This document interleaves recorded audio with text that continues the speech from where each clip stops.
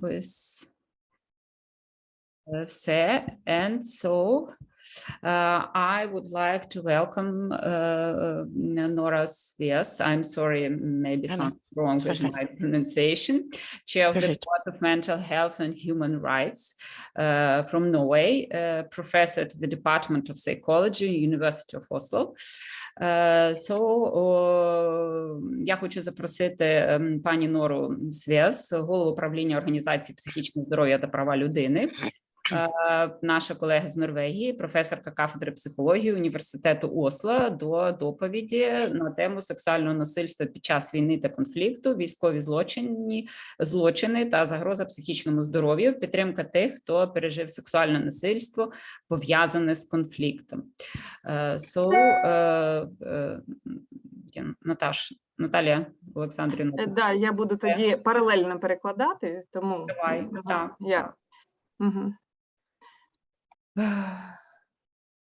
So I am ready, so it won't be simultaneous, but let's do it. Thank you. Thank you very much. I'll just go back to the gallery here. Hello, everybody. I'm very grateful for this invitation, and just to make sure, I will speak, of course, slowly, but it will be interpreted simultaneously or a bit lag. Not simultaneously. No, but because it doesn't work somehow. Yeah. Okay. So then we work consecutively then. Yes. Wonderful. Thank you.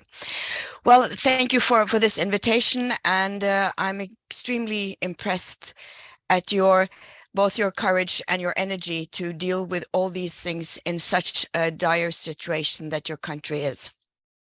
Дякую за запрошення. Я дійсно дуже вражена вашою мужністю і вашою готовністю працювати, незважаючи на таку складну ситуацію в країні.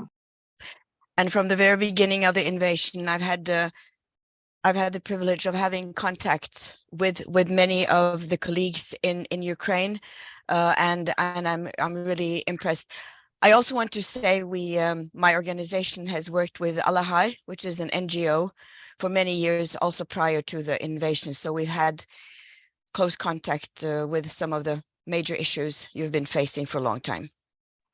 І я мала зв'язки, підтримую зв'язки з початку війни з багатьма українськими колегами, знаю, що відбувається. Також ще до початку вторгнення у нас були встановлені зв'язки з НГО Алахай, можу помилятися назву, але це якраз організація, яка є дотичною до теми, яка сьогодні буде висвітлюватися, і ми знаємо про те, наскільки важливою є робота в цьому напрямку. My hope is, first of all, of course, that this terrible war will stop as soon as possible, but it's also my hope that I will be able to convey some experiences that may be useful for you. І я, звичайно, сподіваюся, що ця війна найскоріше вже завершиться, але також, що мій досвід буде корисним для того, щоб ви використовували його у своїй роботі.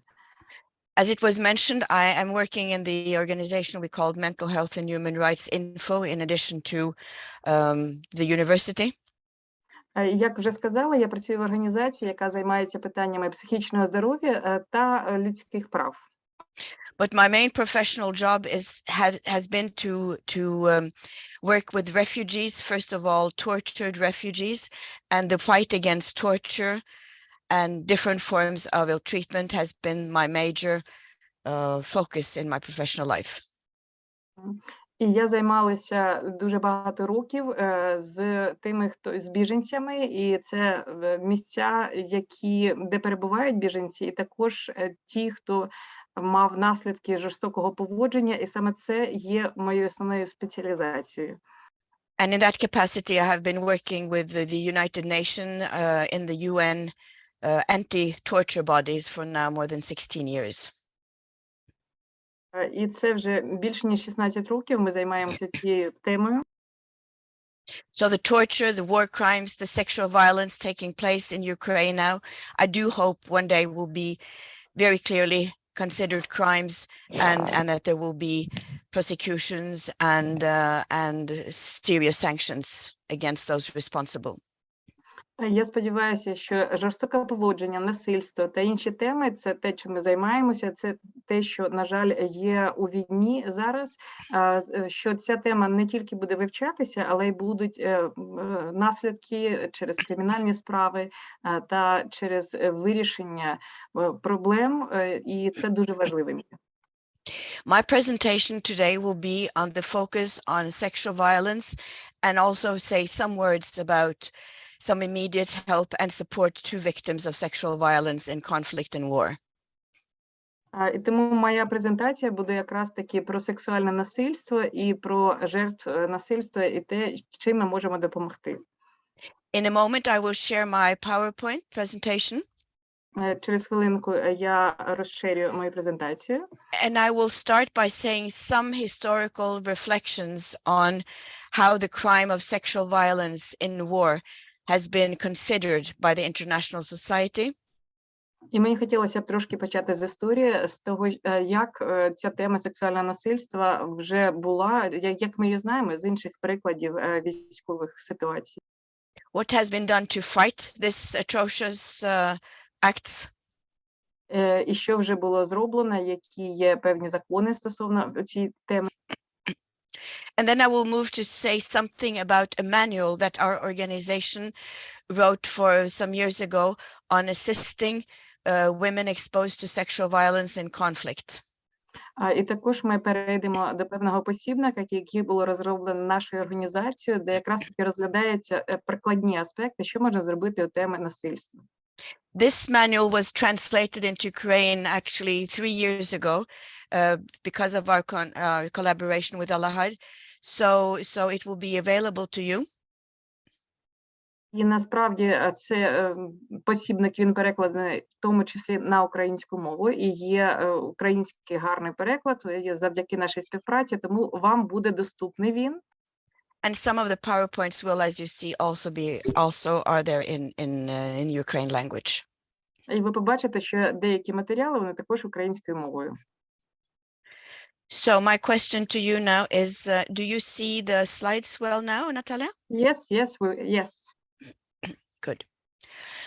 So I will start by saying that we know from all history that women exposed to sexual violence in war and conflict is a serious problem.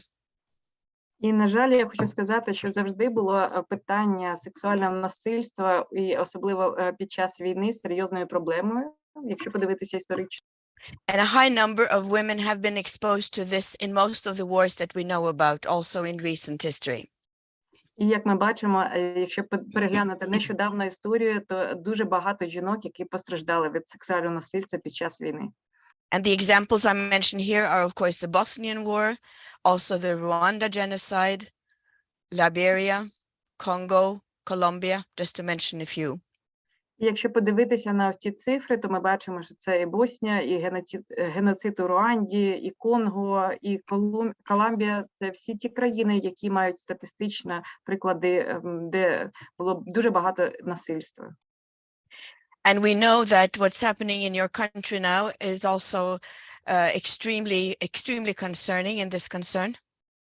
І, на жаль, те, що відбувається зараз у вашій країні, це також дуже така ситуація складна, і ми знаємо певні випадки вже конкретні. And the world was being aware of this already in a very early BBC footing and reportage. І про це дізналася вже з перших, коли почалася війна, то CNN висвітлювала цю тему, і тому це такий вже міжнародний певний прецедент, про це дуже добре знають. Where a Ukraine woman was interviewed by the BBC reporter. Це було репортаж, де CNN взяло інтерв'ю у жінки з України. Not long after she had been raped herself. Тільки нещодавно. Shortly after, and also by the guys who had actually killed her husband.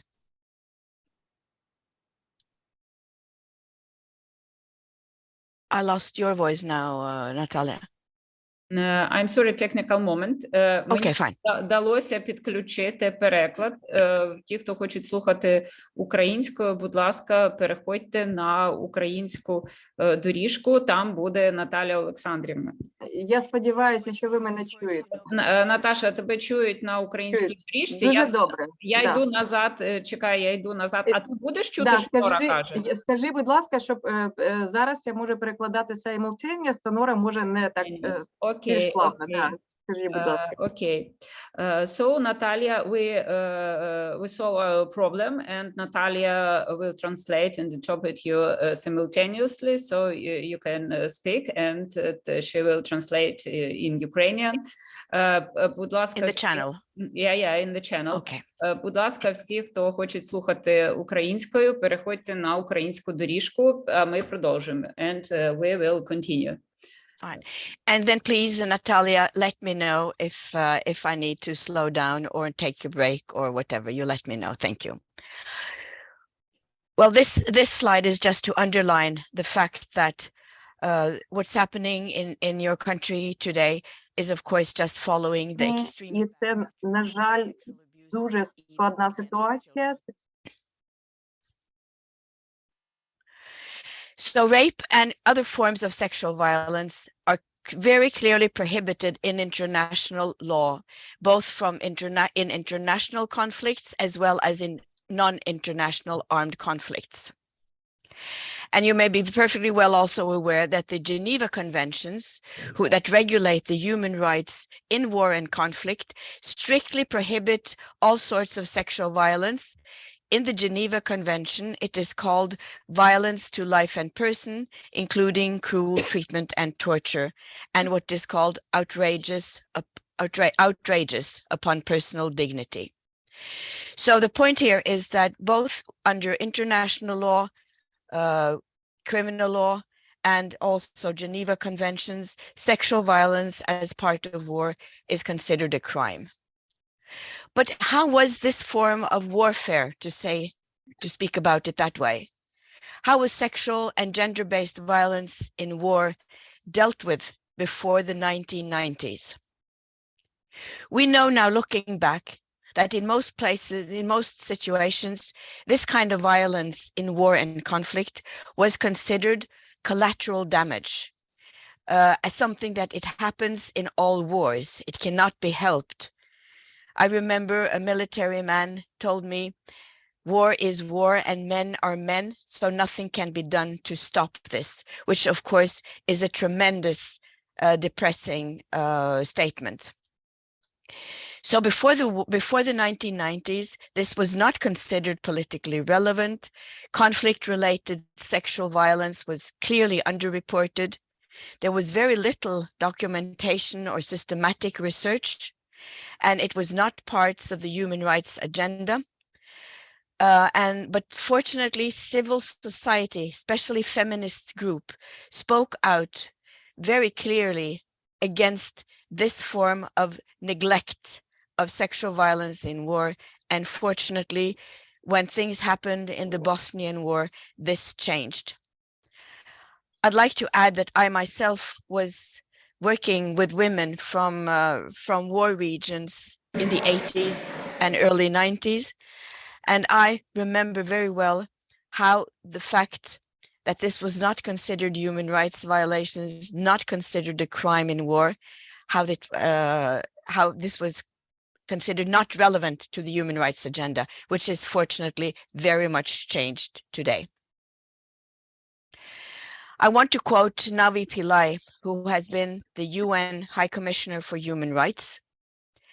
And she says that victims of sexual violence bear the costs of the harm they suffered with dramatic physical, psychological, and material consequences, which destroy not only their lives, but also lives of their children.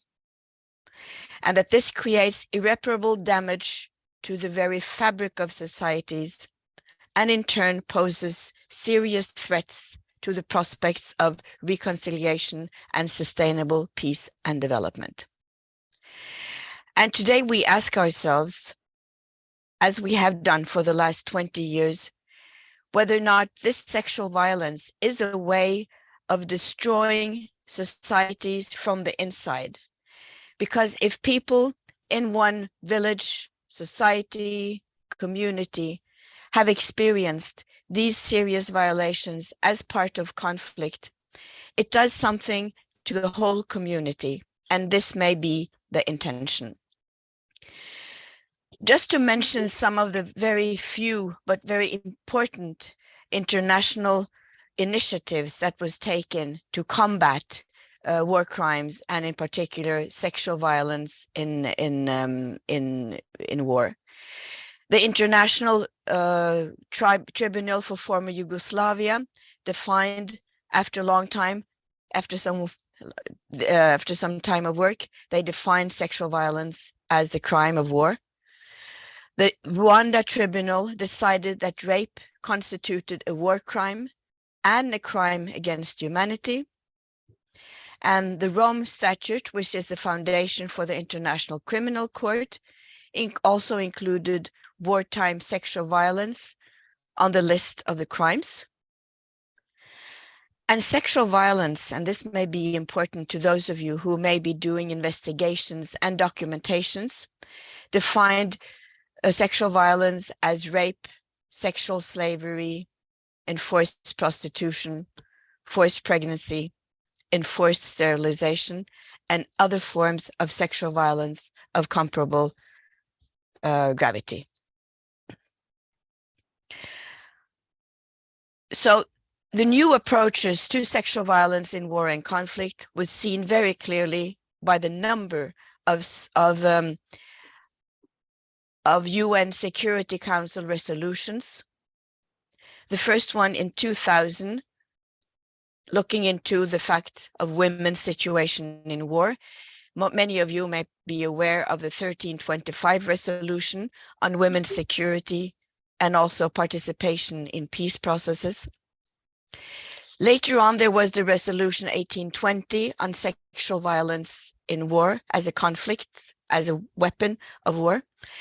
And the following resolutions from 2009, 10, 13, 16, 19, and I know there's one in 22, all consider sexual violence not only against women and girls, but also against men, boys, as serious crimes that should be tried in court as crimes against humanity and crimes of war.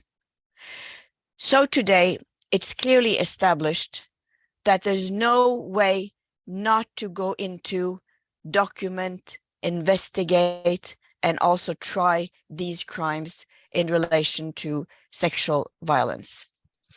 And I will, if we manage towards the end, I also want to refer you to a very important tool, the Istanbul Protocol for Documentation of Torture, that many of you may be aware of. But what is important to say is that the Istanbul Protocol was re-edited, updated, and relaunched in June this year.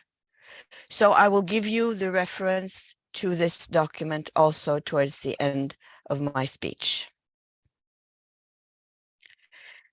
The recognition of sexual violence under international and humanitarian rights as a crime of war also implies that survivors or victims are entitled to redress. And what do we mean by redress in this condition? It means different kinds of compensation. It may mean different forms of economic compensation, but it may also mean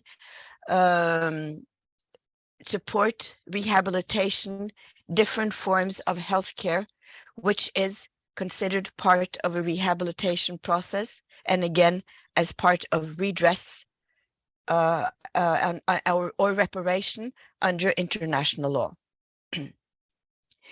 So what are the severe consequences of sexual violence? Because there are many. First of all, the individual survivor often will be felt that she is torn apart. She will feel shame, alone, and frozen out. I know, for instance, from sexual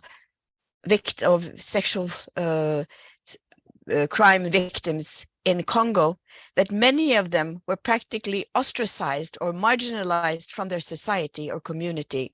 They were even denied coming back to their families because they had been destroyed in this way through the rapes that they had experienced, of course, by soldiers of the enemy. So, of course, this is something tragic that comes in addition to everything else. And I do hope that this will not happen in our part of the world, but we know that the shame, often the feeling of being absolutely even part guilty for what has happened, makes it extremely psychologically difficult for the survivors. It is a tragedy for the family and to the group. One can imagine in a family with children, the woman is being exposed to rape. She will be very much less able to take care of children, to be where she used to be before this happens. And of course, in a condition that is dominated by danger, by threats and war, the situation is severely aggravated. But again, destroying the women may be considered as the weapon to destroy community. And as I mentioned, community is also suffering from violations against its members, against the women in the community. For most survivors, the present will be extremely difficult to deal with, as well as the future. There is little hope, often very fear of never coming back into the regular life. But it's important then that we see more and more places, NGOs, communities, civil society organizations, establish support to help women exposed to this atrocious form of war crime. We've seen beautiful examples from Congo about support to women who were violated by soldiers, taking care of their children, taking care of the women, doing things together. We have seen similar initiatives from Bosnia, and you may also know about initiatives to support survivors also in your context. And then last but not least, the children that may be born out of rape. This happens, of course, wherever there is rape of women, we know that some children will be born. And I have personally been the therapist of women who have brought children into the world, who are children of rapists, who have also killed part of their own family. And of course, the emotional ambivalence to this completely innocent little baby is just a devastating experience. And it's so important that we can support these women to see the baby as their baby and nothing else, to see if we can mobilize their capacity for care and responsibility for children that are conceived under such dramatic and painful conditions. So what is urgent is that there is a strong need to establish good mental health assistance and support to women, children, and men who have suffered this form of violence.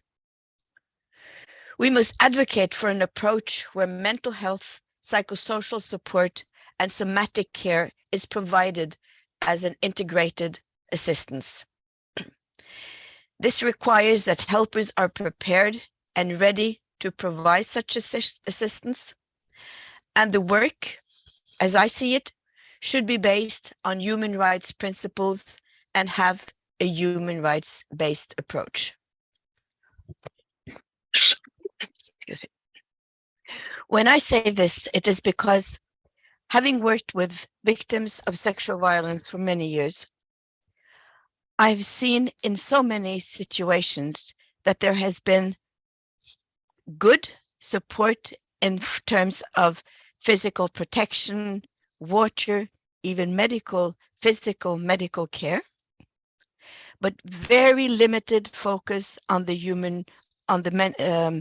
mental health aspects of this situation. Very little psychological support to the victims, and also helpers, for instance, helpers in refugee camps, helpers in different centers that receive refugees or people who are fleeing from fear and war. People who may be wanting to help, but they are afraid of approaching this problem because they feel they're not prepared. And I have spoken to helpers and volunteers also now who have been working under the Russian invasion in Ukraine. And the helpers have felt that they are not prepared to deal with these forms of violations. So we saw this, and when I say we now, I speak about our group, Mental Health and Human Rights Info. We started working on this manual to help providers of care and support in emergency situations to have some good tools with which they could meet survivors of sexual violence. And as this form of sexual violence, including in war, is considered not only a severe human rights violation, but also a crime of war, we feel that helpers should also have a human rights approach to this work, because we're dealing with the consequences of severe human rights violations. So Mental Health Info is an organization which has for many years tried to put together information regarding mental health and war and conflict. We have developed a web page with a lot of information, and if you enter this web page and, for instance, look at the thematic pages, for instance, if you go to torture, you will also find Istanbul Protocol and the different tools also for documenting and investigation of torture. You can also enter the page and look up for the word or whatever word or subject you are interested in, and you will find hopefully relevant information to read. There is also a special page now with information that we have put together in Ukraine language. So I hope that you will find this useful, and that you can enter these pages for more specific thematic things, but also look into the manual, which I will present now very briefly. The manual was first presented in 2014, and it is written by a number of psychologists and psychiatrists. All of them have been very active in war conditions. Our colleagues have been working in Congo shortly after the conflict. They were working in Bosnia during the war. And together we have put together our experiences to provide, again, helpers in emergency situations with some ideas and ways of handling women with severe problems following rape of war.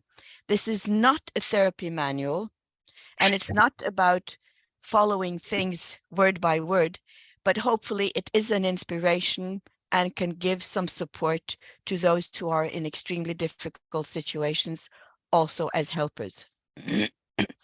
And the manual is characterized, as I mentioned earlier, by having a human rights approach. It is, of course, gender sensitive. It uses the therapeutic metaphor in order to allow people not necessarily to speak about what happens, because as many of you will be very aware of, people have a hard time talking about what happened, and we try to use the metaphor to allow an indirect way of approaching these horrific experiences. And the butterfly woman is our metaphor for this. It has a psychoeducative approach. We try to explain and let people understand that those reactions are normal and expected. It's not that they have gone crazy in any way. It's a focus on mental health aspects of traumatic events. But we're also resource-oriented in the sense that we try to keep a focus on the resources, not only pathology and destruction, to say that people, the survivors, have strength and they must build on this strength. There's a lot of exercises, body-oriented exercises together with grounding exercises. We have focused on helping the helpers because we know that helpers may be extremely stressed and overwhelmed by what they are experiencing. And we try, of course, to be cultural sensitive and also allow for cultural adaptations because it has been used in different countries. And today the manual has been translated into 8 languages, including Ukraine. And it is available online on net, so it can be downloaded for free. And again, yes, so please feel free to use it. Here you see it again. It's applicable in all trauma contexts, also for those who are working as human rights defenders. And some of you may be working also as human rights defenders, in addition to being therapists or mental health workers. So some of the messages that we find very useful to convey, and Natalia, let me know if you need that we take a little break or it's okay. Some messages may seem important. That the woman that we meet has been exposed to serious human rights violations. It's a rape. We know it's a sexual crime, but also contextualizing it as a human rights violation and as a crime against humanity may often make people feel not better, but it is something that gives meaning to them. They feel that they are not, it's not only them, it's not only because they have done something wrong. They are actually being exposed to crimes that on the international level are considered war crimes. And the acts are completely unjust and prohibited. So what has happened is a crime, a serious act of injustice. And also she does not need to explain or tell because you understand, you know she's in deep pain.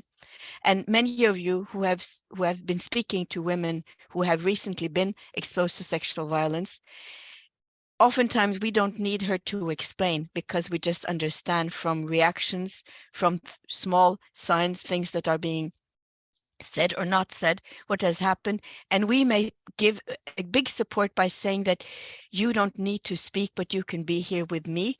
We can be together, find a safe space. And again, keep some physical distance, not try to hug and to take. That may be very terrible for some people. For others, it may be okay. But again, we must always respect the distance and her own integrity that has been violated so severely. We must underline that they have not taken away her dignity or humanity. No, and I usually say to people, nobody can take your dignity away, but they may often make you feel that they have done that because people don't feel that they are dignified or have value after they have experienced such terrible crimes. But we must tell them that they have not lost their dignity. They are themselves. Nobody can take away their worth. She may often feel that the control in her life is gone. Reactions and thoughts are overwhelming. They're painful, and she's afraid of losing her mind. Her reactions may frighten her. This is also a reason why a psychosocial or psychoeducative approach may be useful to explain that exposed to such painful trauma, these things are expected. This is the way that this is what trauma does to people. And this is also a good response to people who are feeling guilt and shame against this violence. And it's important that we try to listen and to reformulate, never argue, not being logic, but try to find a way that she can feel that she can live with these guilt feelings, which is not easy.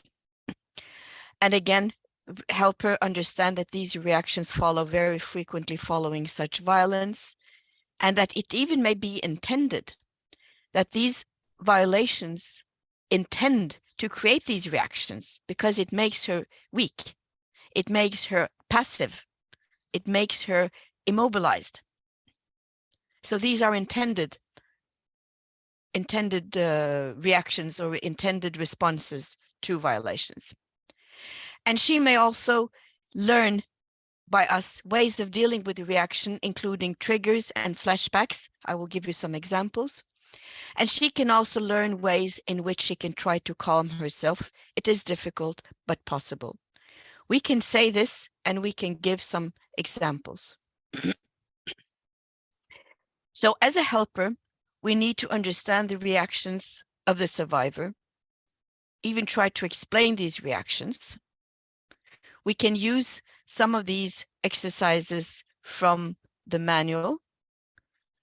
We can try to calm her down with grounding exercises that I will come back to, working through the body, and also remember to take care of yourself as a helper. And the helper can also often use some of the same techniques to calm down. Yeah.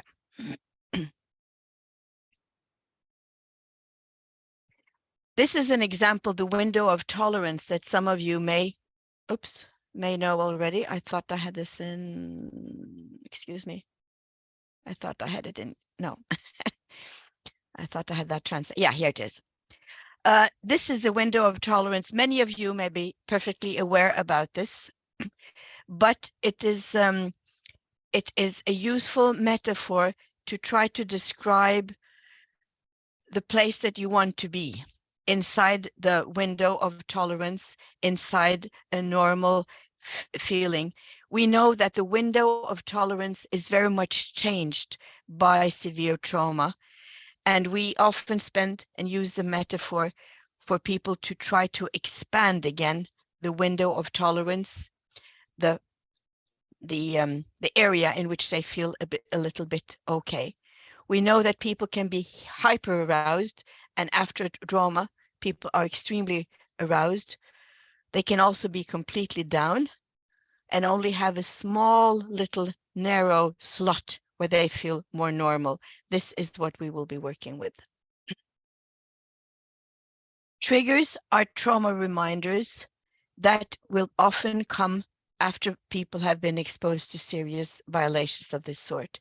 It will bring the trauma back. It will give flashbacks. It will give people the sense that things are happening again. Triggers may be everything from sound of perhaps footsteps, sounds of course, weapon or people yelling, screaming, all of those things may trigger. We know that uniforms, even the color of green may trigger. We know that color of red may trigger. We know that smells may trigger. Sweat, smells that may be associated to being raped under such dramatic situations. So triggers is something that may be useful to explain and to give the person an understanding about how to deal with triggers, but perhaps also to avoid them. Personally, I find it's useful to try to avoid them from some time, but use this period to teach and help people deal with the triggers. So we often say that it's important to identify the triggers, to learn to understand what are the situations, let them be aware of what kind of triggers they will be exposed to. If you go out to a shop or to the street, there will be a lot of possible triggers. If you sit together with people, there may be things that people are talking about that may trigger the trauma. All of these things, and also identifying what is making her afraid, what is scaring her, what is it that she meets that she gets afraid of. All of these things may be useful conversations. And the fact is that these conversations can be had without necessarily having heard the whole story. You don't need to hear the whole detailed story about rape. You know that she's afraid. You know she has been exposed to something very serious.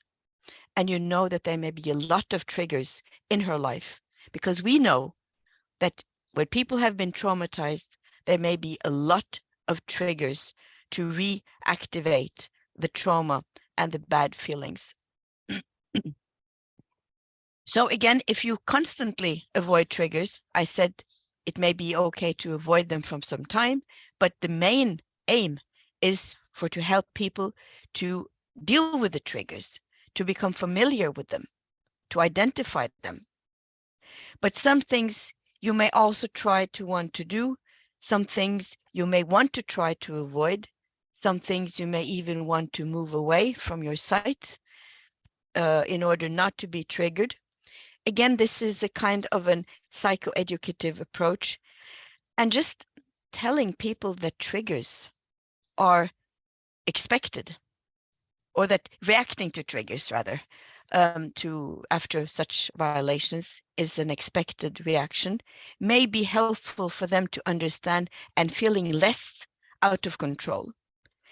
Because people exposed to severe trauma, whether it's torture of kind in prisons or this kind of torture and ill treatment, we know that people feel that they have lost a sense of control. They have lost the control in their lives. Understanding that things are triggers and triggers can be dealt with may help them have some more control of their lives. So we want to help the person obtain some kind of a stabilization. And stabilization is an approach to help the person to stabilize, to find a way to meet triggers, to meet the situation, to feel that they are more empowered to deal with the bad thoughts and the bad feelings. And I'm not talking about instant therapy here at all, because this is not about therapy.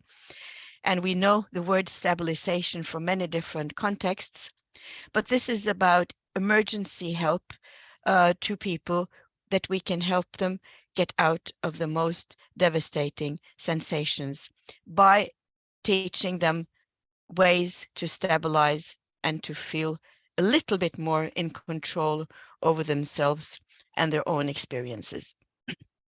In the manual, you will, and when I'm speaking to you about these things, it's not because you don't know about them, it's because you know them probably very well, but that you may, when you work with volunteers, when you teach others, and when you meet others, these ideas may be useful, practical and useful in also your training other helpers who may be working on the ground with people exposed to these forms of violations. So grounding is one of the here and now stabilization techniques, which is extremely easy to use, but it takes some peaceful time, and it takes some patience also on the side of the helper to help the person ground their feet, breathe more slowly, and come back into and feeling their own body, because their body is often the site of the war, so to speak, and they need to come back and to have some better sensations in their bodies in order to be able to live on. I spoke to a psychiatrist, that was also quite early after the invasion, and he was telling me that he was doing these grounding exercises in the bomb or the shell rooms with others who were extremely afraid, and of course who were breathing very quickly and very intensely, and who needed some grounding exercises to be feeling more safe and to be more stabilized. I did mention the Istanbul Protocol. I think perhaps the best idea now, since I don't have the slide right here, is for you to enter into the www.mhhri.org. I can, by the way, I can give you the, during the seminar today, I will give you the reference to the updated Istanbul Protocol in the chat, if that is okay, Natalia, so that you can download it and have a look at it, because probably you will also be engaged in work that is related to documentation and investigation of the crimes committed against people. And I would also want to remind you of a document that came just a couple of weeks ago on on guidance to civil society organizations. It came from a combined European Union and the International Criminal Court. It was a guideline to NGOs on how to investigate and document crimes that can be used in the court later on. I will give you both of those references in the chat. So with these words, I will want to finalize my presentation. I probably used more time than I had, but thank you very much again for your attention, and let me know either through the chat or through Natalia if there's anything, any question. So thank you very much, and very much good luck, and I wish you all the best, and I wish you peace as soon as possible. Thank you. Nora, thanks a lot for your report, which is so important for Ukraine and for Ukrainian specialists now.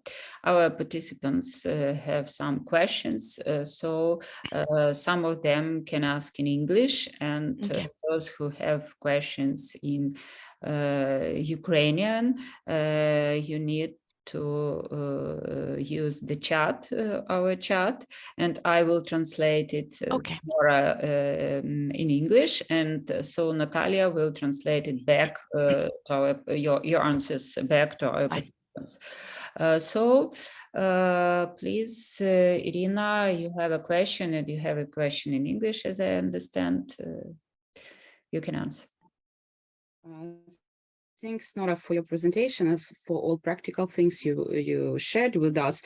So, and as I know, psychological practice has a lot of instruments, tools for effective work in individual level. But my question mostly will be focused on the support of society, because in our experience, field, and you mentioned that a lot of people are under the influence of the information about sexual violence, about the raping, and it's also traumatic information, and it's also the reason to identify with the person or with the people who were guilty of the sexual violence. So, and how to inform the society, how to protect the society of this influence, because as for me, the main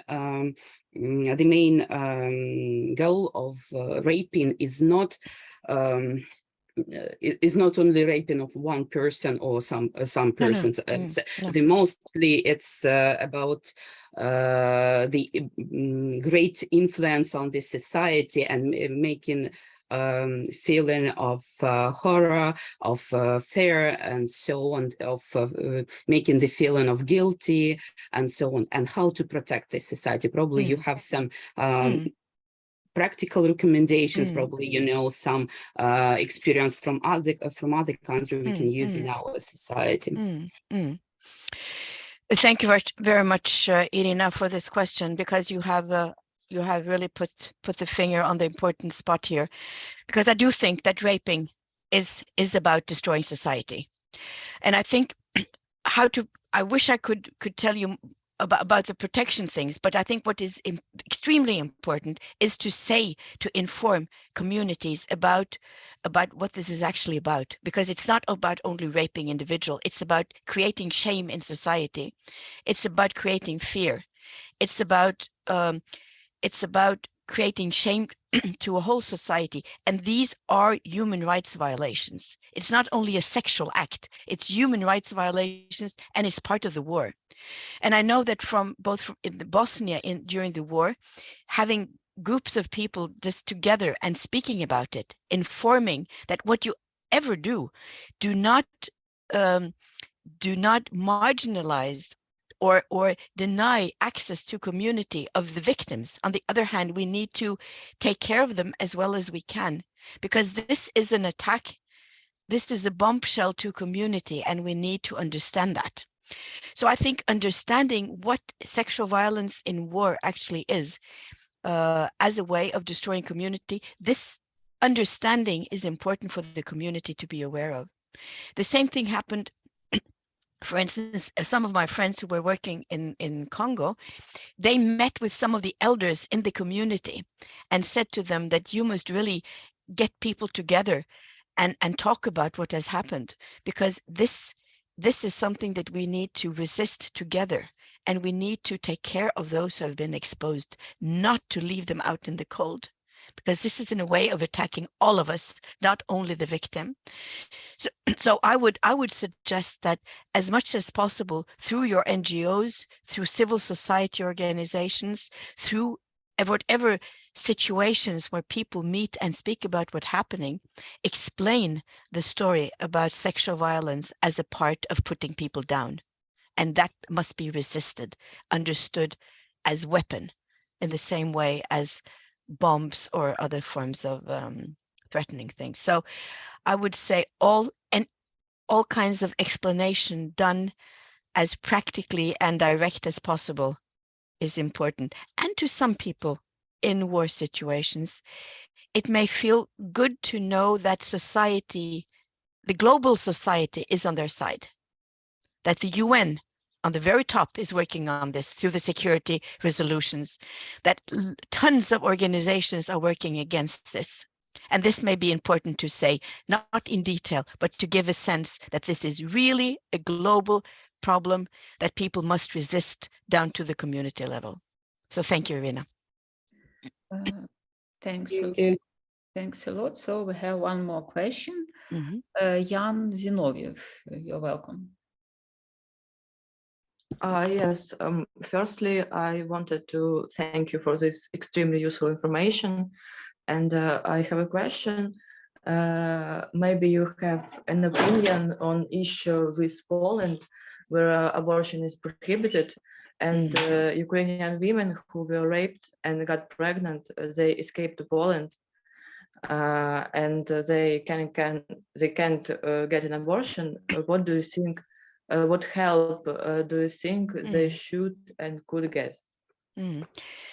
Oh goodness, this is such a difficult issue, because of course not being able to provide abortions, and where abortions are so prohibited that they don't even allow them to rape victims, I can tell you this fact alone has been considered torture by the Committee Against Torture in the UN, which puts it very high up on the agenda also of a crime. So denying abortion and or other forms of support to rape victims, especially rape victims of conflict, has been raised as a denial of as a denial of the right not to be tortured, and that's a quite heavy one. So of course countries, most likely you will find, because you mentioned Poland, didn't you? She mentioned Poland, yeah. Because most likely there may be also recommendations international to those countries that they should allow, although they have strict abortion rules for regular things, rape victims should definitely not be among those who are denied the right to abortion if they so wish. Not all people want abortions, but those who do after rape should absolutely receive this. And the state should be aware of not or denying it is actually considered a crime in itself. And I have there's a whole book on this, and I have written myself a report on this quite recently. And there's a lot of evidence to substantiate that this is the position also by the Torture Committee in the United Nations. Thank you. But psychologically, when this happens, she needs support, a lot of support. And I mentioned myself how I was treating this woman with a child born out of rape. And I told her that she was the mother and the father. I mean, I had to try all sorts of things. So I said to her, she was the mother and the father of the child. And the child, after some therapy, grew up and is doing well. And she's accepting the child. But it took a lot of time. Thank you. Thank Nora, you so much. Thanks a lot one more time for your report and for you answering the question.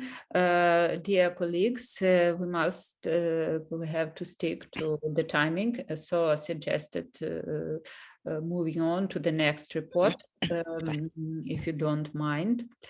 So I would like I'm sorry, one technical moment. But then I can just use the moment. Can I send you, Natalia, can I send to you by mail those links and then you can share them with the group, okay? Okay. Goodbye, everybody. Thanks a lot. Goodbye. Thank you very much. Thank you. I would like to welcome Michael Larsson, psychologist and psychotherapist, specialist in clinical psychology, certified trainer and supervisor in TF-CBT therapy from Sweden. Michael, you have 30 minutes and also you will have time for questions. So you can start and Natalia will translate on Ukrainian channel your report. Thank you so much. Do you hear me all right? Yeah. Oh, great. So again, I'm so happy to be a part of this conference. And in the same way as Nora, I'm so impressed of the Ukrainian society as a whole. And maybe you are one of the groups, the psychology group that are really doing a so necessary work. So again, I'm so happy to be part of this hopefully progress or process of learning more about trauma. And I think this presentation will partly be a little bit the same as Nora's, but from a different angle. I'm kind of a clinical worker.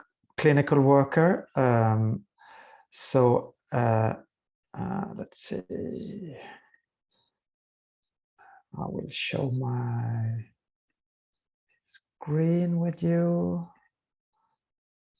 Here we are. So.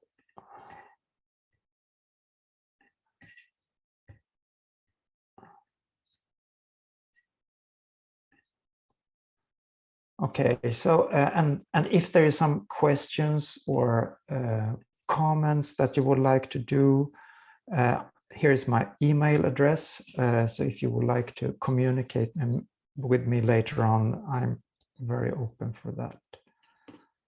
So as you can see on the screen, I'm quite old.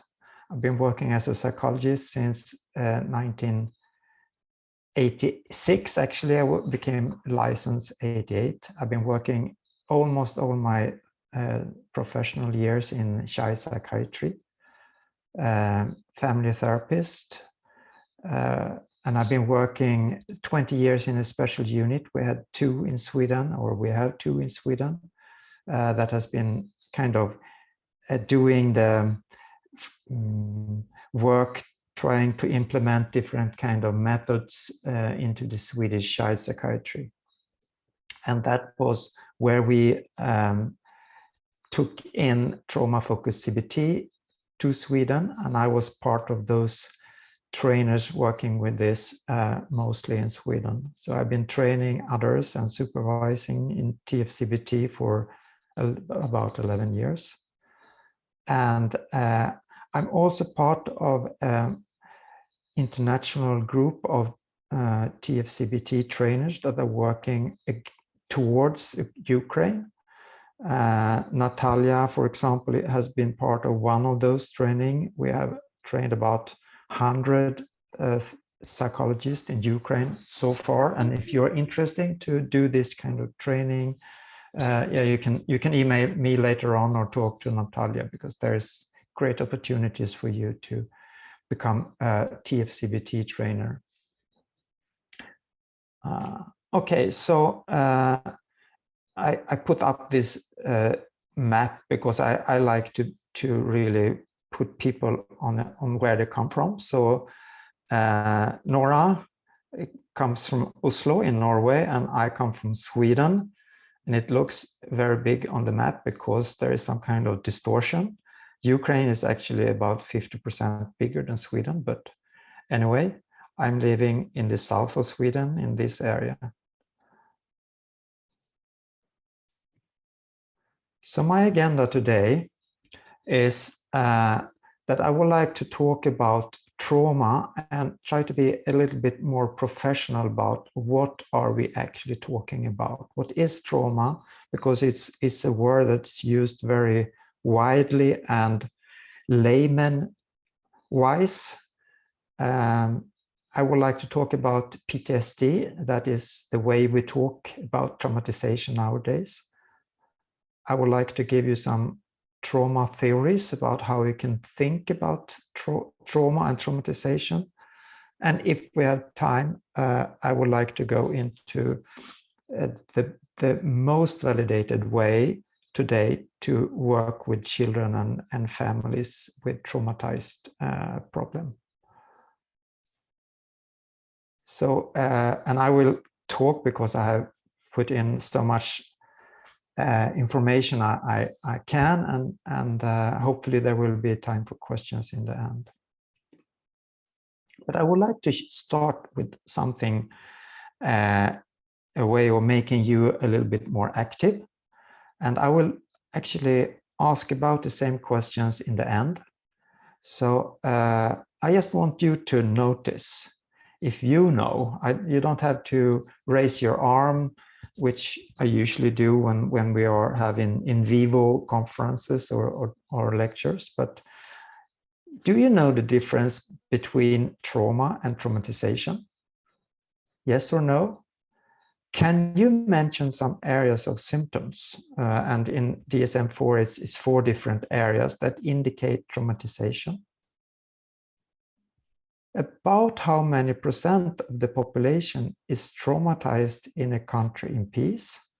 And how many of the population is traumatized in a country in war or chaos? Can you name any part of the brain which is particularly affected by being traumatized? Do you have the overall knowledge about the difference between being neglected and traumatized and how they affect the brain? In what body state, in what neurobiological condition do you find a traumatized person?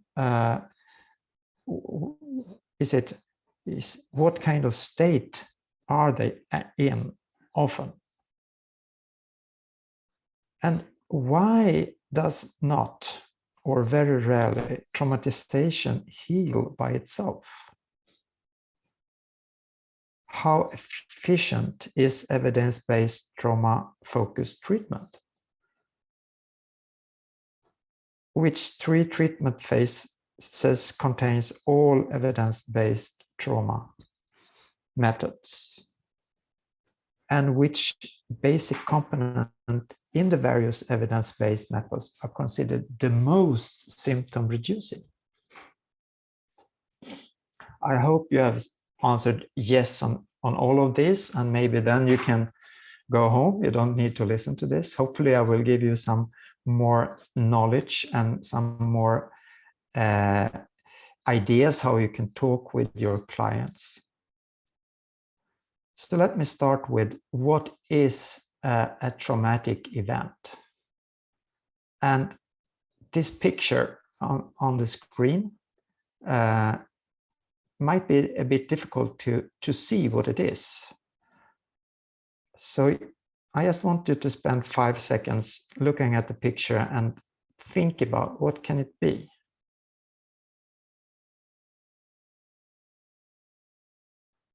We see some houses, we see some gray things in the background. And it's kind of what? Well, this is a picture about 10 seconds before the tsunami in Fukushima came over Fukushima. So this is actually water, and we can imagine the sound coming together with the water. So probably this is something that is totally overwhelming, and that's a way of describing a psychological traumatic event.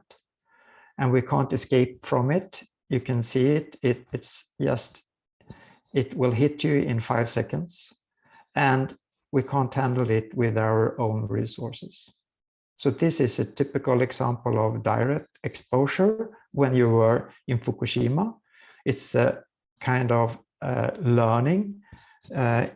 If maybe your child or parent were in Fukushima at this time, it will be a learned exposure. Or it can be witnessing one that if you were standing on a hill somewhere close by, you were not directly exposed, but you can see people being exposed. So the idea is that exposure to death, threatening death, or serious injury, or actually sexually violence, which Nora talked so beautifully about. It's also very important to remember that different people, depending on age, support, and training, will react and handle traumatic events very differently. So you can go through different types of traumas. For example, sexual abuse, physical abuse. You can witness domestic violence. You can be bullied. Someone in the family or close friend can be died, maybe by suicide. There might be a motor vehicle accident. There might be weather-related events like a hurricane.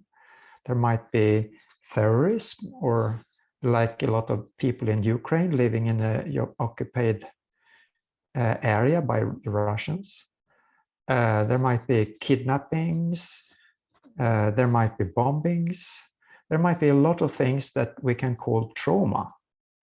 And a traumatic response on this is a little bit different, because the trauma is, and this is very symbolic, we will talk about exceptions in just a minute. So there is a really strong intensity of stress, and usually it goes on for a while, 1, 2, 3, 4 days, and if you are lucky with your own resources and with the resources in your family, in your society, there is a natural healing process going on, starting to help the body to integrate. And after a month or so, usually this traumatic event has become healed, and you can talk about it as a trauma, but not a traumatization. So, and I think it's important to differentiate between trauma and traumatization, because all of us has been through traumas. Maybe we have broken the arm or something similar on a physical level, and most of us has not been traumatized by it. A lot of us has been through traffic accident, and we haven't been traumatized by it. So just helping people, because the lay people talk about trauma and think that's the same thing as being traumatized. And traumatized is actually, nowadays it's a diagnosis. We call it post-traumatic stress syndrome. And we will go into that more. I just also want to tell you that sometimes there is a traumatic event, for example, a rape, and people kind of is not reacting so much. There seems to be, the stress symptom seems to be quite low for 1 month or maybe 3 months or 6 months. And then something other happens, maybe not so much. Maybe the parent, if this is a teenager being raped, maybe the parents are divorcing 6 months later, and then traumatization becomes in full bloom, so to say. So we are talking about that there are maybe 20% of the population that are sleepers, that they can keep away the symptom intensity in some way, but it's not healed.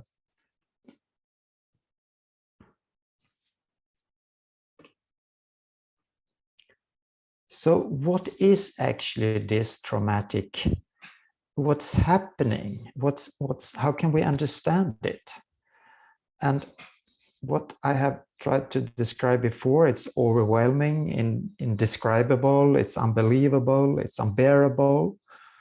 But that means that it's not something that happened before, not in the brain of a traumatized person. It's something that currently is happening on an emotional level. So the fear, the triggers, they are kind of alive inside the traumatized person now.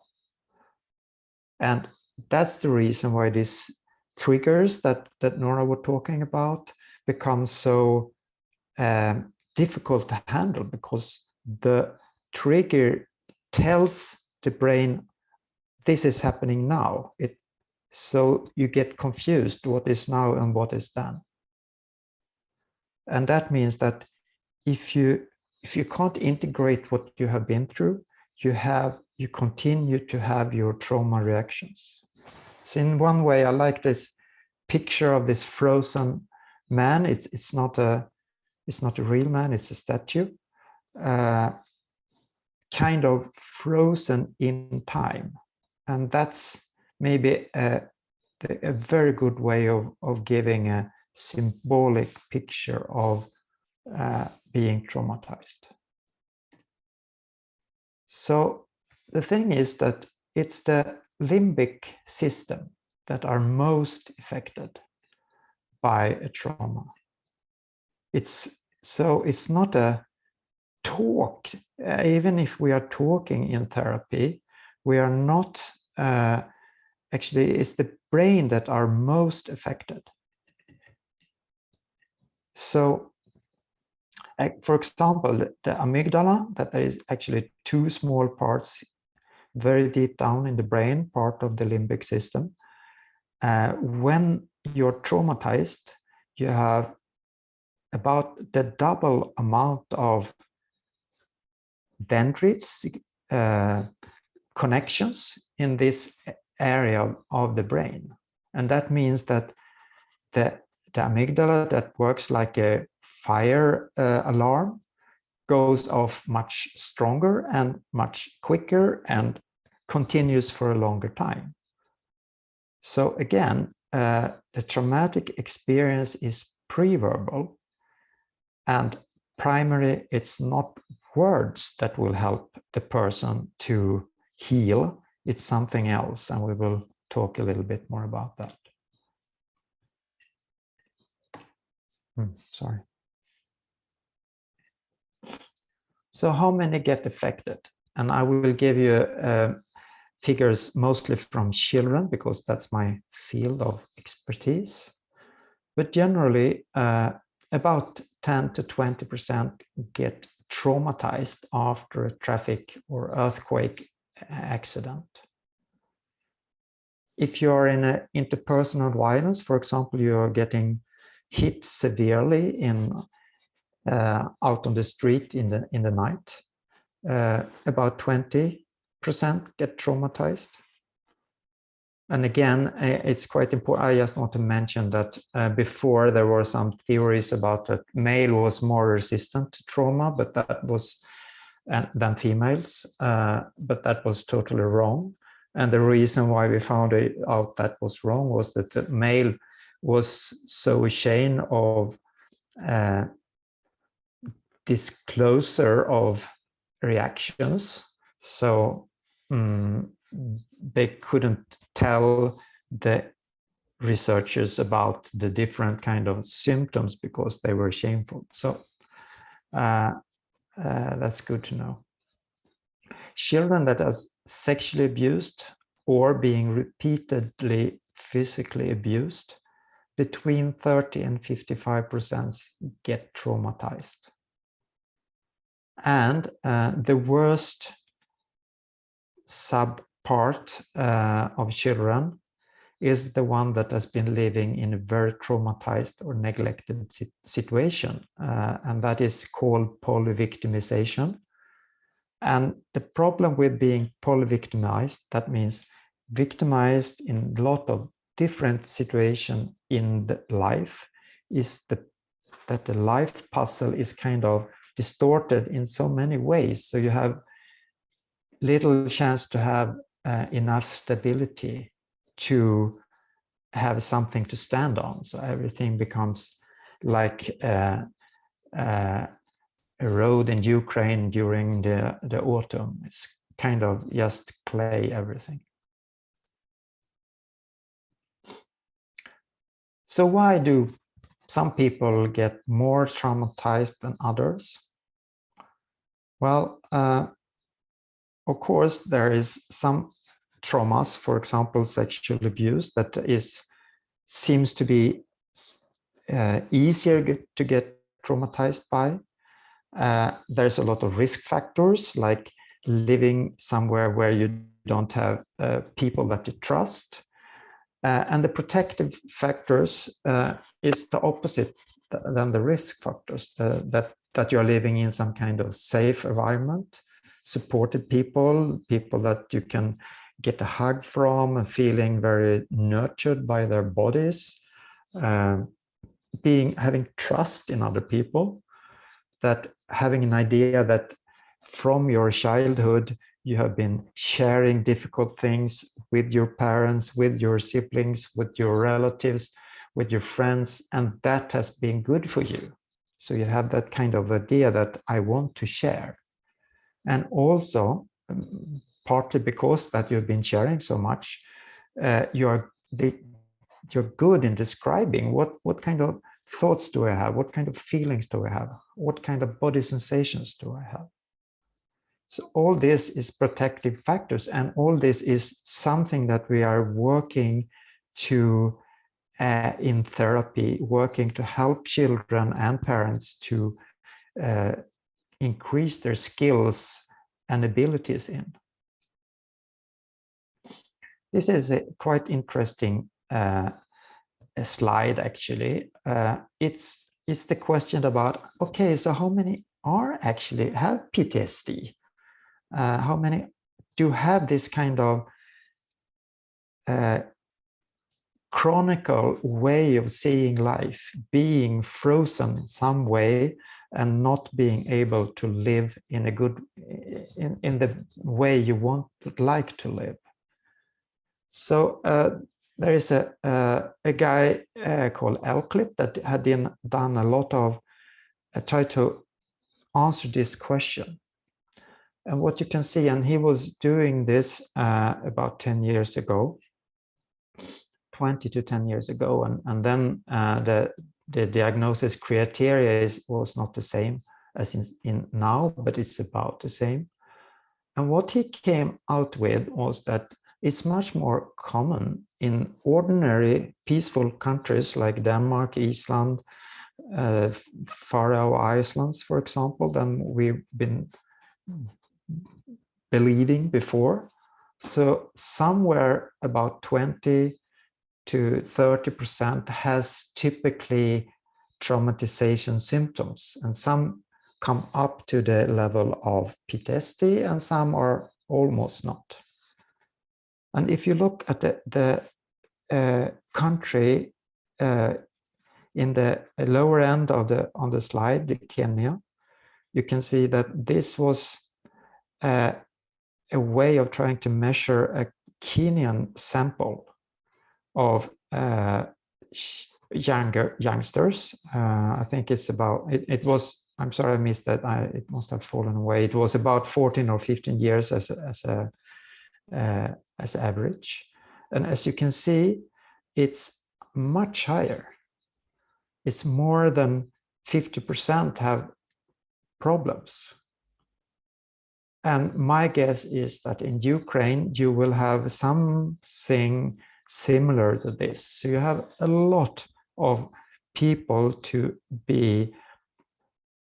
heal or be part of doing a healing process with. You already had, and you will have even more due to the war and all the terror that you are going through as a country. Okay, so we were talking before about what kind of exposure you go through. There might be a direct exposure, there might be witnessing, and there also might be a traumatization if you learn that, for example, your child has been raped. It's quite common.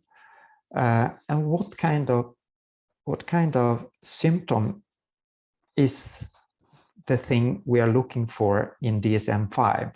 And I just want you to remember that these 4 criteria is not complete, is not the best, but it's on its way. I mean, this is number 5, and it's still coming from the idea from the Vietnam veterans. That's the place where the post-traumatic diagnosis started off. So what we have now is that there should be some kind of intrusion symptoms, like flashbacks or trauma memories and nightmares. And usually this is really disturbing things for people. We have some good questionnaires to find this kind of symptoms. There is avoidance. You avoid situations, you avoid triggers, you avoid body feelings, you avoid a lot of things that reminds you of the trauma, because this reminding makes the brain believe that this trauma happens now. The problem with that is that if you avoid experience that triggers the memories, the memories of then and not here, you can never learn that this is not dangerous now. And that's the reason the same kind of processes in the brain as phobia. That's the reason why it's so difficult for traumatized people to heal by themselves, because in the setting they have decided, okay, I go for the short reward, namely less stress, so I miss the long time reward, namely less trauma symptoms. There is also cognitive affective symptoms, for example, shame and blame, but also a lot of self-critical thoughts and depression, anxiety.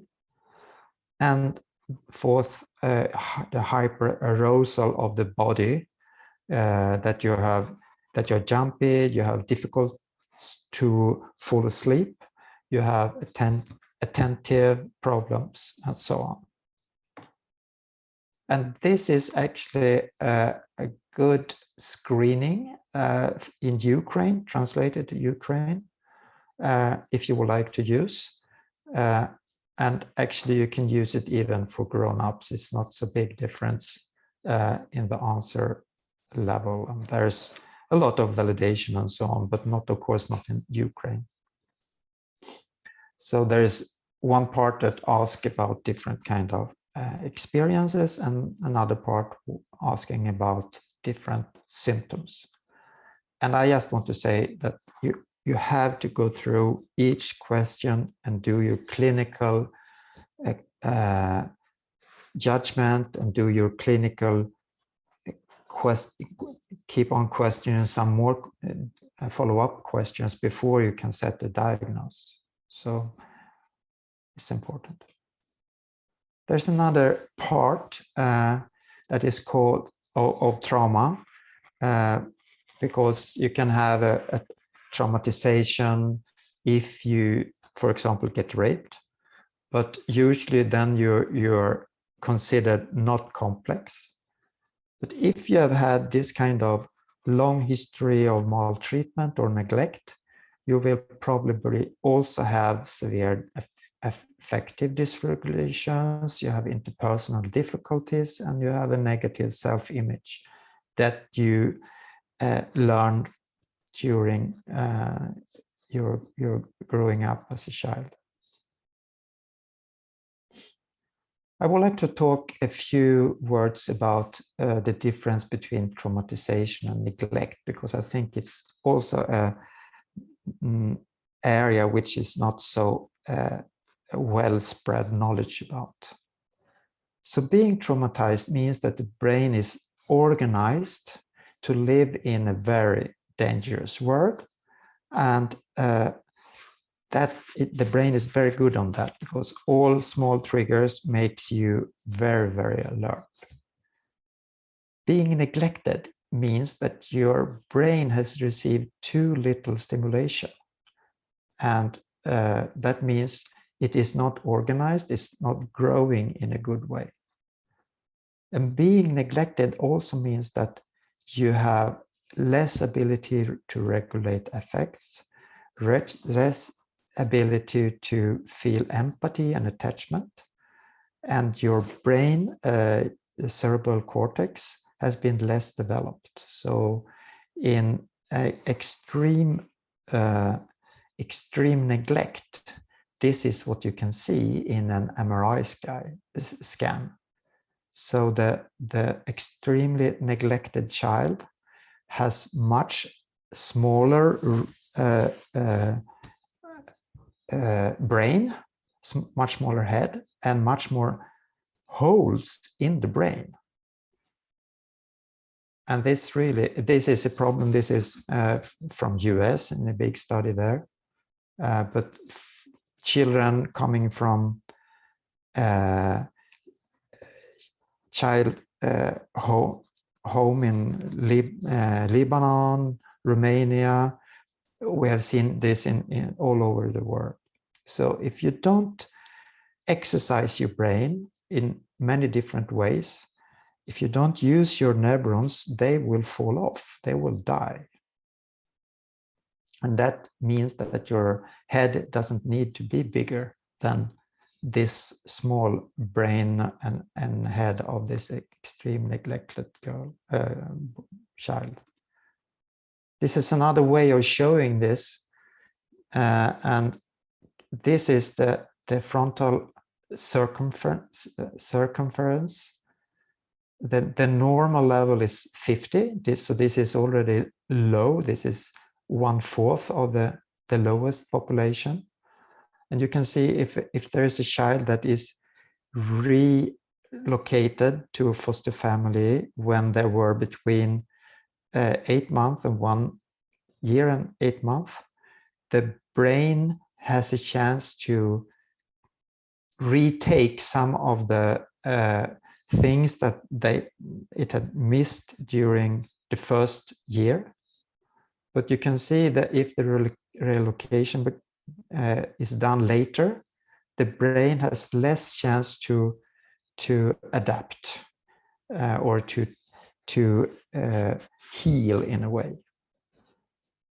And those numbers, the percentage number down here is showing how many percent of these children need special education later on in life. Okay, so you will not have a short break because I'm already almost out of time. I will very quickly go through some ideas and then we will stop. So this is a great book. It has some years since it came out, but it's a really great way of explaining different neuropsychology, like this fire alarm amygdala picture. It's great for the children and traumatized people you're meeting. Another really important thing to understand is that when, and this is from Michel Kraske, which is one of the foremost researchers in this field. If we do a good exposure, we are building a new network connections in the brain that are not conditioned to trauma. So that means if you are repeating exposure in a good way, not re-traumatizing, but just repeating, you can help the brain build new networks that are not connected with fear. Another really good theory that can explain a lot of this freezing behavior that we know now, that most people being, for example, exposed for rape. In Sweden, we had a study where they were asking 70 women about how they reacted when they were raped, and about 70% answered, yes, I was totally, I couldn't move, my body collapsed. And one way of explaining this is that then you go to the freeze level, where the body decides, okay, I give up, I will die. And then you have certain way of the body goes into another state. And a lot of, especially children and also grown-ups, goes to this state in other situations than when the trauma happened. So when someone screams at the traumatized child, they maybe freeze. And they can freeze if they got a trauma memory. So this becomes very handicapping. One way, really, really easy and good way, is to help children to push, because what's happening is that the body goes into the body, into the middle of the body, because it will like to protect the body against being the lion will cut your arm off. And then you don't want to be in the fight or flight mood, because then the blood go out very, very quickly. And if all the blood is in the abdomen, you can't think and you can't move. So what you can do is to help these people having this kind of reactions to just move your body very strongly, and they will very quickly feel that, okay, I can control this. I'm not a victim by myself. This is, I will jump this. This is a great movie to look at yourself, but also to understand how complex traumatized children it's so difficult for them to express things. And this is so important. You can't do trauma treatment, trauma processing, if not the outer stability and the inner stability in the person is good enough. So please remember this. Don't start the trauma work too early, because then everyone will be disappointed to work. So as Nora was talking about, working with how the society handle things, how the family handle things is so important. This is just a slide to show you that TF-CBT is the one therapy method that is absolutely mostly researched and have a really good fallout. Whoa, that was kind of big suddenly. I'm sorry. This is, let's see if I can, I can't make this smaller. Anyway, this is showing different treatment results. So this small line in the middle is good enough treatment result. It's about 0.8. And as you can see in this very strange slide, working with PTSD, and this is EMDR, it's TF-CBT, different kind of methods, usually have very good effects.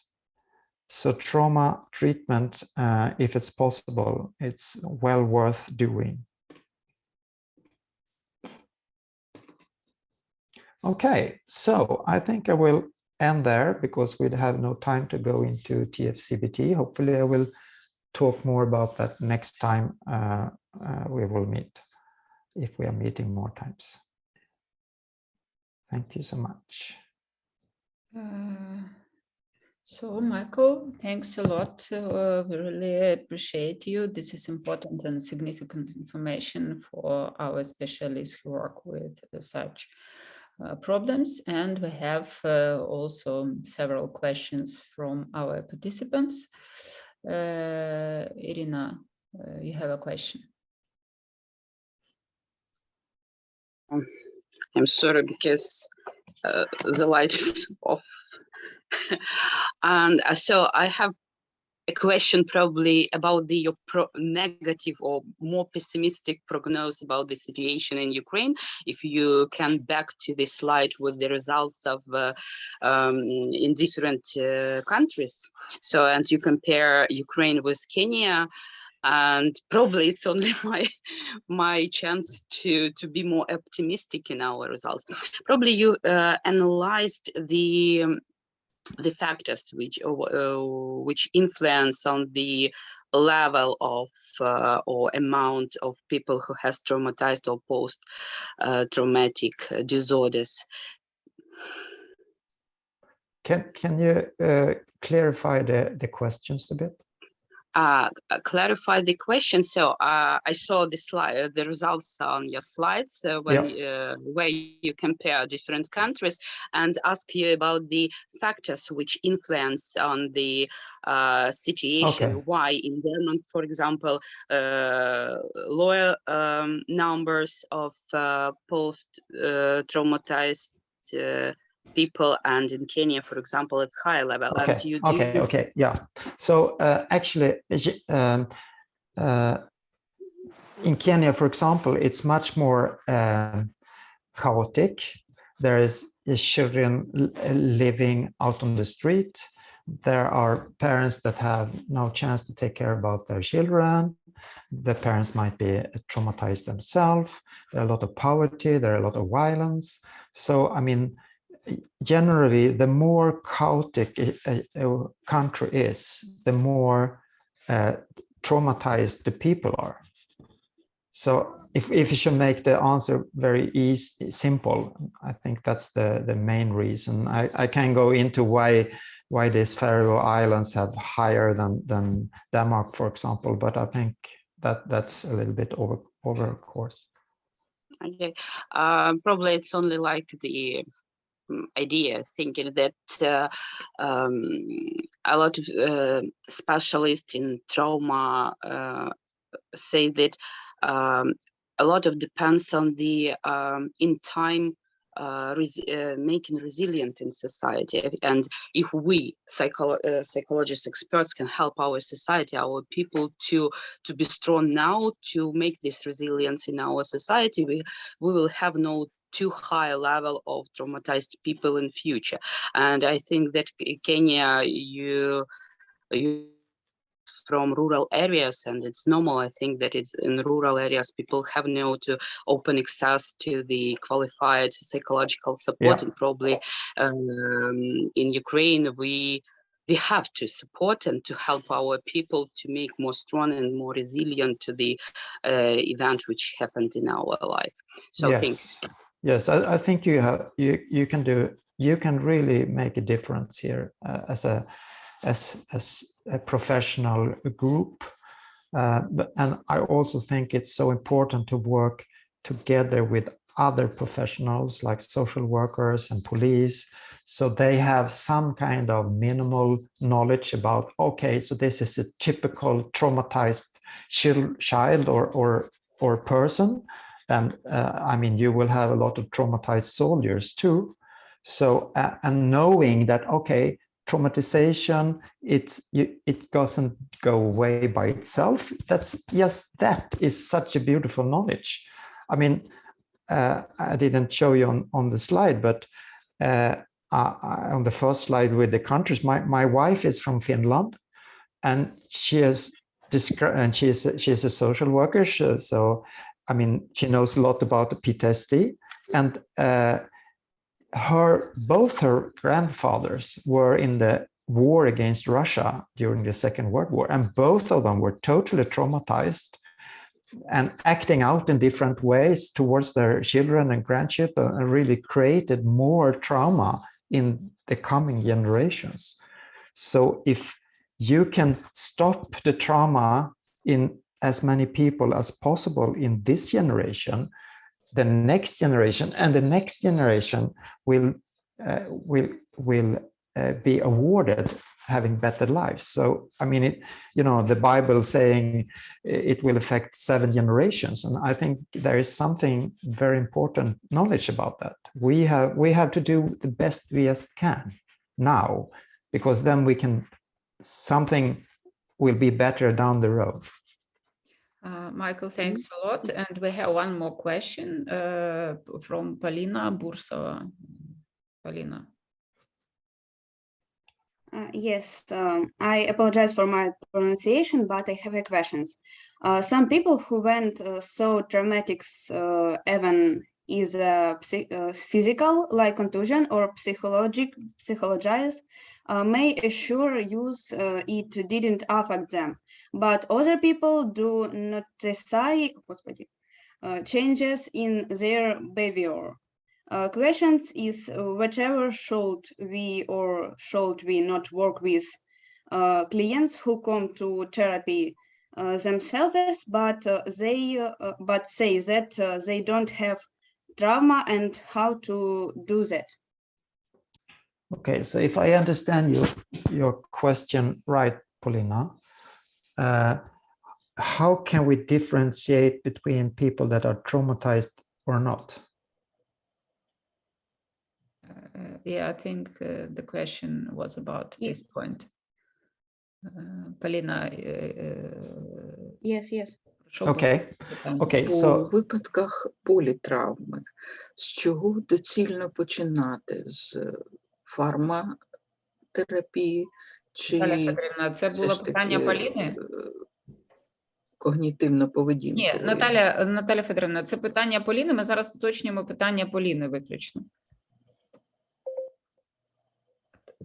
May I make this question a little bit clearer, because I understand her. Polina asked about people. Чи доцільно починати з фарматерапії? Наталя Федорівна, чекайте, будь ласка. Деякий час, а потім підключати, скажімо, когнітивно-поведінкової. Ян, почекайте. Давайте зараз, Ян, я вас прошу, давайте зараз почекаємо. Наталя Федорівна, ми зараз з'ясуємо тільки питання Поліни. Добре? Всі питання українською пишіть, будь ласка, в чат. Я просила про це. Ян, що ви там зрозуміли з цього питання? Polina asked about how to work with people who can't recognize that they are traumatized. Yeah, okay. Basically. So first of all, it's not so easy to know if you're traumatized or not if you haven't heard the word, if you haven't have the knowledge. But usually, when we work with teenagers and children in Sweden, we give them this kind of questionnaires, or we ask this kind of questions. So I think the most important thing is, do they have this kind of recurrent memory that I don't want to have? And if you ask them that, they say, yes, I have. And then you have to do some follow-up questions. Okay, so can you describe what kind of memories is coming up? And then they start, okay, so I have this flashback about someone is hitting me, or someone is trying to rape me, and it's awful. So you can understand that this kind of memories is not any memory. It's a very special type of memory that is trauma. You can guess that this is from a trauma or experienced traumatization. So that's one really good way of asking. The other way I would be interested in, do you have nightmares? Because nightmares is, especially for children, but also for grown-ups, that I also work with a little bit. I mean, if you have nightmares almost every night, yes, that will make your life terrible. Because you wake up and you can't fall asleep, or I mean, you don't want to fall asleep because then you know you have nightmares, so you get really tired before, or you have to drag yourself down in different ways. So those two, together with avoidance, you avoid different situations. Maybe you avoid people looking like an offender, or you avoid situations where the offense happens. So I think these very simple questions can give you a good hint if this person have been traumatized. And then all the other questions in the questionnaires is kind of extra and follow up. But this re-experience is maybe the most important and special for PTSD. So Michael, thanks. May I ask a question, Natalia? Yeah, we have a time for one more question. Natalia Fedorovna, you can ask. Oh, зараз англійською. Well, can you say it in English because you're on the English channel? Well. My question is, in case of polytrauma, is it advisable to your mind to start with pharmacotherapy and then continue it for some period, and after that to continue with verbal therapy? So in case of polytrauma. Were you asking about bullying, or what was it? What was in case of what kind of trauma? Polytrauma. Polytrauma. Okay. Polytrauma. So, well. Okay. Polytrauma. That means that the person has been through a lot of different kind of traumas. Yeah. Yeah. Okay. So first of all, I would see is the situation stable enough?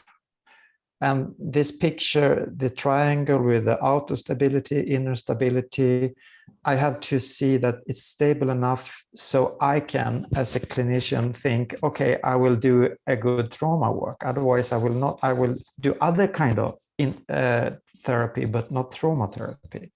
Oh, yeah. And then, depending on the situation, I will probably start to work with TF-CBT, and TF-CBT, just to show you,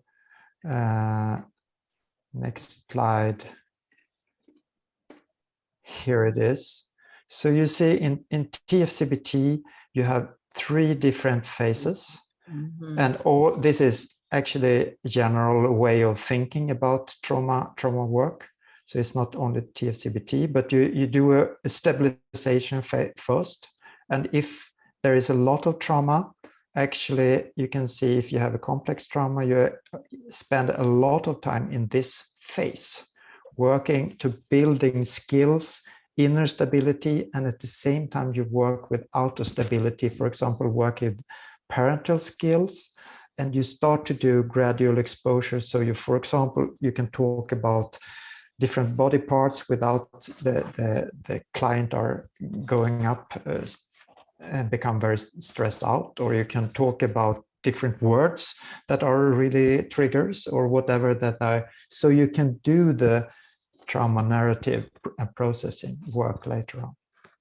So again, you are not starting with a trauma narrative or trauma exposure directly. You are doing a lot of other things, especially in TF-CBT, because you're doing everything very gradually.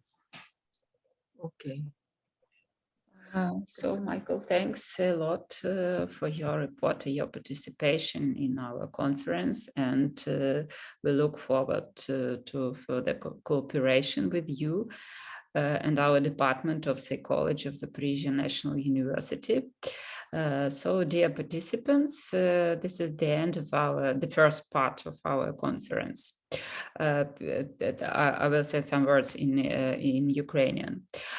Отже, Okay, so I just want to tell you, I really wish you all the best, and I think, you know, I heard in the Second World War, the Winston Churchill said something about the pilots, that very rarely so many has been depending on so few.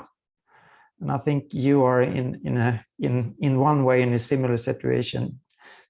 The Ukraine health really depends on that you can find ways to expand your knowledge and also expand your knowledge to a lot of other people. So I really wish you all well on that. Thanks a lot. So, dear participants, ми на цьому завершимо наше пленарне засідання. Далі в нас будуть майстер-класи. Прошу обрати для себе майстер-клас у першій годині дня, вони починаються, і приєднуватися до них. Я дякую дуже всім учасникам, всім доповідачам. Thanks a lot for all of our participants. І до зустрічі. До зустрічі на подальших наших заходах. Сподіваємося на перемогу, чекаємо її, допомагаємо чим можемо. Слава Україні, смерть ворогам і до хорошого, продуктивного, конструктивного майбутнього. Ми прокладаємо до нього шлях, до well-being, до психологічного здоров'я, до всього, до чого ми, як психологи, в своїй частині, буду казати, що це фронт, це звичайно не фронт, але в своїй частині, в своїй площині ми здатні зробити. Я сподіваюся, що ми всі з вами так само працюємо на перемогу. Всім дякую і до зустрічі. Thanks a lot. And so we will finish. Мар'яна, дякуємо вам. Так, я дякую теж вам, Людмила Миколаївна. До зустрічі. До зустрічі. До зустрічі.